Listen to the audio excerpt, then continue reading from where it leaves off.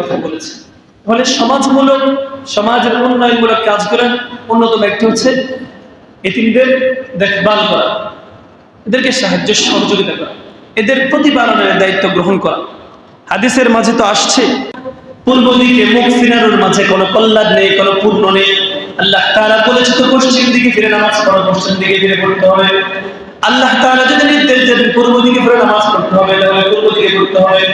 এই আয়াতটা এই জন্য নাযিল করেছেন, মক্কার কিছু মুশরিক একটি প্রশ্ন উত্থাপন করতে লাগলো, মুসলমানরা অল্প কয়েকদিন আগে বাইতুল মাকদিসের দিকে ফিরে নামাজ পড়েছে, আবার কেন এখন মক্কার দিকে ফিরে নামাজ পড়তেছে? তাদের ধর্মের মাঝে এত বিভক্তি কেন? কয়দিন এই দিকে, কয়দিন এই দিকে? আল্লাহ তাআলা এই মর্মে জানিয়ে দিয়েছেন, পূর্ব পশ্চিম কোনো বিষয় না। আল্লাহ যেদিকে নির্দেশ করে সেই দিকে ফিরে নামাজ পড়ার মাঝে কল্যাণ রয়েছে। আল্লাহ তাআলা বলেছেন, লাইসাল বিররু আন তুওয়াল্লু ওজুহাকুম কিবালাল মাশরিকি ওয়াল মাগরিব ওয়ালাকিন্নাল বিররা মান আমানা বিল্লাহ। বরং কল্যাণ রয়েছে, নেক রয়েছে, সওয়াব রয়েছে ওই ব্যক্তির জন্য যে আল্লাহর প্রতি বিশ্বাস স্থাপন করে, ওয়াল ইয়াউমিল আখির, বিচার দিবসের প্রতি বিশ্বাস স্থাপন করে, ওয়াল মালাইকাতি, ফেরেশতাদের বিশ্বাস করে, ওয়াল কিতাবি, আল্লাহর আসমানী কিতাব সমূহের উপর বিশ্বাস স্থাপন করে, ওয়ান নাবিয়্যিন, নবীগণের প্রতি বিশ্বাস স্থাপন করে, ওয়া আতাল মাল আলা হুব্বিহি যাবিল কুরবা, আর তারা আল্লাহর ভালোবাসায় সিক্ত হয়ে অসহায়দেরকে সাহায্য করে, যাবিল কুরবা, নিকটবর্তী আত্মীয়দেরকে সাহায্য করে, ওয়াল ইয়াতামা, এতিমদেরকে সাহায্য করে, দান করে, ওয়াল মাসাকিন, মিসকিনদেরকে দান করে, ওয়া ইবনাস সাবিল, মুসাফিরদেরকে দান করে। তাহলে এখানে এতিমদেরকে দান করার বিষয়টি ছিল ভাষ্য হয়ে ফুটে উঠেছে, ছিল ভাষ্য হয়ে এই কথাটি ফুটে উঠেছে। আল্লাহর ভালোবাসায় এতিমদেরকে দান। তাহলে এতিমদেরকে দান করার গুরুত্ব এই আয়াত থেকে আমরা অনুধাবন করতে পারি। সূরাতুল বাকারা 83 নম্বর আয়াতের মাঝে আল্লাহ বলেছেন যে তোমরা লা তা'বুদুনা ইল্লাল্লাহ, আল্লাহ ছাড়া আর কারো দাসত্ব করতে পারবে না, আল্লাহ ছাড়া আর কারো গোলামি করা যাবে না। এরপরে বলেছে ওয়াবিল ওয়ালিদাইনি ইহসানাম ওয়া যিল কুরবা ওয়াল ইয়াতামা, তোমরা পিতামাতার সাথে সদাচরণ করো, এতিমদের সাথে সদাচরণ করো, তোমাদের নিকটবর্তী আত্মীয়দের সাথে সদাচরণ করো। এতিমদের প্রতি সদাচরণ করার কথা আল্লাহ পাক সূরাতুল বাকারা এই আয়াতটার মধ্যে স্পষ্ট করে দিয়েছেন। সূরাতুল বাকারা 215 নম্বর আয়াতের 2 নম্বর পারা 12 নম্বর পৃষ্ঠার সর্বশেষ আয়াত। সূরাতুল বাকারা 215 নম্বর আয়াতের মাঝে নবী আলাইহিস সালামকে সাহাবায়ে কেরাম জিজ্ঞেস করছে তারা আল্লাহর রাস্তায় কি ব্যয় করবে। ইয়াসআলুনাকা মাযা ইউনফিকুন, তারা আল্লাহ নবীকে জিজ্ঞেস করছে আল্লাহর রাস্তায় তারা কি খরচ করবে। আল্লাহ তাআলা আল্লাহর নবীকে শিখিয়ে দিচ্ছেন, কুল, হে নবী আপনি বলে দিন, মা আনফাকতুম মিন খাইরিন, তোমরা তোমাদের সম্পদ থেকে ব্যয় করবে, ফালিল ওয়ালিদাইন, তোমাদের পিতামাতার জন্য, ওয়াল আকরাবিন, আত্মীয় স্বজনের জন্য, ওয়াল ইয়াতামা ওয়াল মাসাকিন ওয়া বিনিস সাবিল, এতিম মিসকিন ও মুসাফিরদের জন্য। এই আয়াতের মধ্যে আল্লাহ পাক এতিমদের কথা বলেছেন। তাহলে সমাজমূলক, সমাজের উন্নয়নমূলক কাজ করার অন্যতম একটি হচ্ছে এতিমদের দেখভাল করা, এদেরকে সাহায্য সহযোগিতা করা, এদের প্রতিপালনের দায়িত্ব গ্রহণ করা। হাদিসের মাঝে তো আসছে অসংখ্য অগণিত। সূরাতুল আনফালের একটি আয়াতের মাঝে আল্লাহ তাআলা বলেছেন, যুদ্ধরত সম্পত্তি যেগুলো আছে, যুদ্ধে যদি কোনো মুসলমানরা বিজয় লাভ করে, শত্রুদের পক্ষ থেকে যে সম্পত্তিগুলো পাবে সেগুলোর 1/5 5 ভাগের 1 ভাগ এতিমদের জন্য খরচ করতে হবে। আল্লাহ তাআলা বলে দিয়েছে সূরাতুল আনফালের মাঝে, وَاعْلَمُوا أَنَّ مَا غَنِمْتُم مِّن شَيْءٍ فَأَنَّ لِلَّهِ خُمُسَهُ وَلِلرَّسُولِ وَلِذِي الْقُرْبَى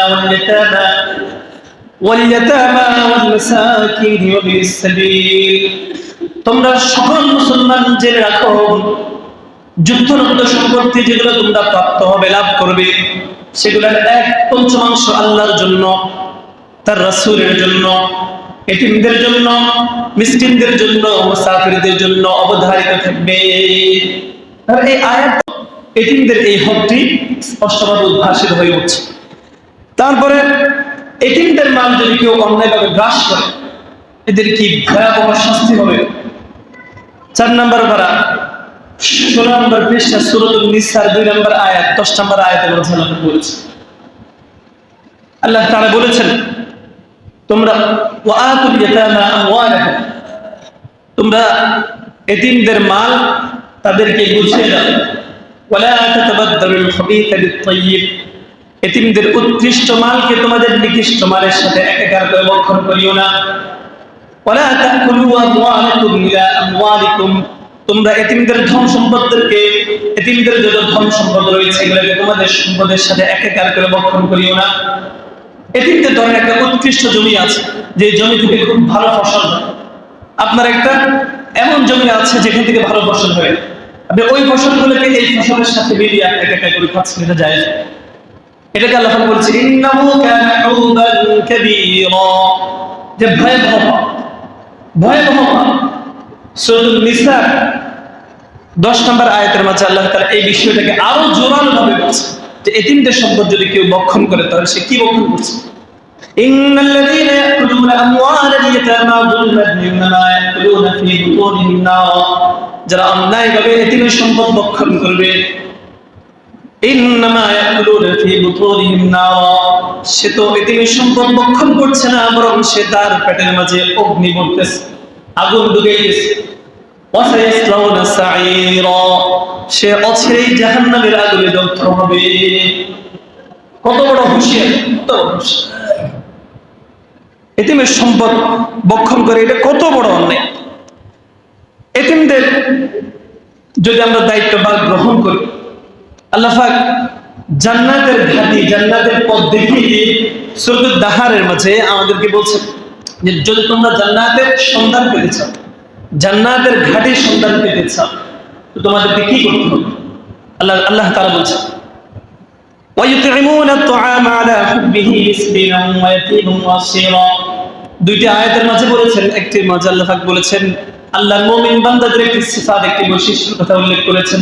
আমার প্রিয় বান্দা হচ্ছে তারা وَيُطْعِمُونَ الطَّعَامَ عَلَى حُبِّهِ, যারা আমি আল্লাহর ভালোবাসায় এতিমদেরকে খাদ্য দান করে, আলা হুব্বিহি মিসকিনান ওয়া ইয়াতীমা, মিসকিন অসহায়দেরকে খাদ্য দান করে, ওয়া আসীরান, এবং বন্দীদেরকে খাদ্য দান করে। বন্দী মানুষ আমাদের সমাজে আছে, আমাদের দেশে আছে, হাজার হাজার মানুষ মাজলুম জেলখানায় আছে, মিথ্যা মামলায় জর্জরিত হয়ে জেলখানায় দিনাতিপাত করছে বৎসরকে বৎসর। কত আলেম, কত উলামায়ে কেরাম শুধুমাত্র কোরআনের কথা বলার কারণে, সুন্নাহর কথা বলার কারণে 10 বছর, 15 বছর, 20 বছর যেগুলোর কথা লিস্ট আমাদের কাছে আছে, নির্যাতনের শিকার। জালেম সরকার তাদেরকে জুলুম করছে। আমাদের উচিত ছিল তাদের পরিবারগুলোর খোঁজ নেওয়া।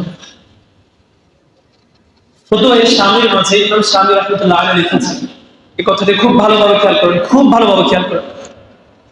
মাজলুম কারাবন্দী যাদেরকে আছে, যারা আছে, এদেরকে মুক্তি করা মুসলমানদের জন্য ফরজ আইন। মাজলুম কারাবন্দীদেরকে মুক্তি করা মুসলমানদের জন্য ফরজ আইন। আজকে আমরা জুমার নামাজ পড়তে আসছি, এই নামাজটা আমাদের প্রত্যেকের উপর কি ফরজ আইন নামাজ। জুমার নামাজ যেরকম ফরজ আইন, মাজলুম কারাবন্দীদেরকে জেলখানা থেকে মুক্তি করা ফরজ আইন। কত বড় বিধান! আমরা কখনো জানি এই বিধানটার সম্পর্কে? এই বিধান সম্পর্কে আমরা জানি? আমরা কখনো একটি কারাগারে বন্দী থাকা মাজলুম মুসলিমের পরিবারের খোঁজ খবর নিচ্ছি? বাংলাদেশে অনেক আলেম আছে, আমরা শুধু এই কথা মনে করি ভাইরাল আলেম যারা আছে তারা মনে অনেক কিছু করতেছে। বাংলাদেশে কত আলেম আছে নিজেকে প্রকাশ করতে চায়, গোপনে গোপনে ইসলামের বিশাল বড় কাজ করছে। মাজলুম পরিবারগুলো ধ্বংস হয়ে যাচ্ছে, তাদের আয়ের উৎস ছিল ওই মাজলুম ভাইরা যেটা জেলখানার মধ্যে আছে। এই পরিবারগুলো আমরা কখনো খোঁজ খবর নিয়েছি? আমরা শুধু মনে করছি নামাজ, সিয়াম পালন করাই শুধু ইবাদত, এগুলোও কত বড় ইবাদত, কত বড় ইবাদত ছিল।